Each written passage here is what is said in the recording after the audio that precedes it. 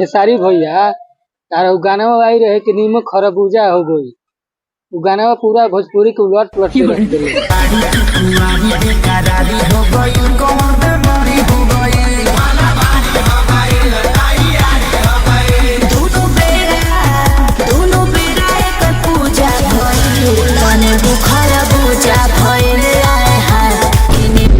हाँ गाना ता हल्का मचैले बउए देखो तरे ट्रेंडिंग से गाना ई कलत हुए बम ब्लास्ट गाना कइले बानी।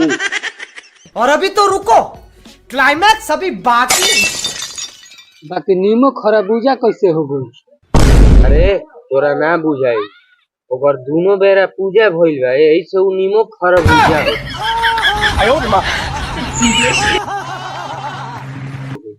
दोनों बेरा पूजा हुए तो नीमक खरबूजा भइल बा। बताओ तो 3 बेरा पूजा हुई तो का हुई? कटहर हो जाए। हे भगवान तेरी लीला अपरंपार है।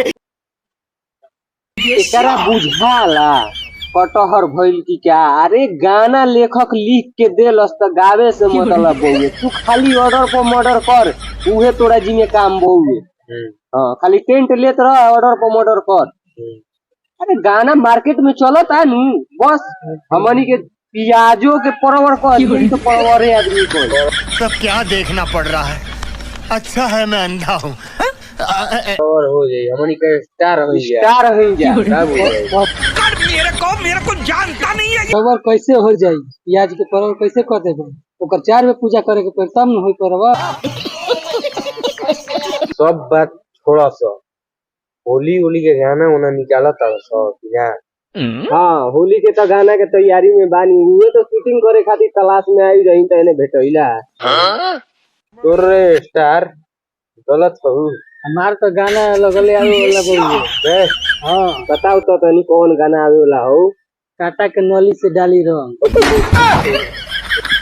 अरे फगुआ में अब का मर्डर उधर करे के मन बा फिर से भोजपुरी में विवाद करइबे का? विवाद ना होई यार, विवाद होता ऐसे गाना सब लोग गावता विवाद तीन पवन भैया ये एकर जी में कामे रह गइल बा हर 2 दिन पर विवाद कराई बते ही जात भाई बाड़ा से दिन।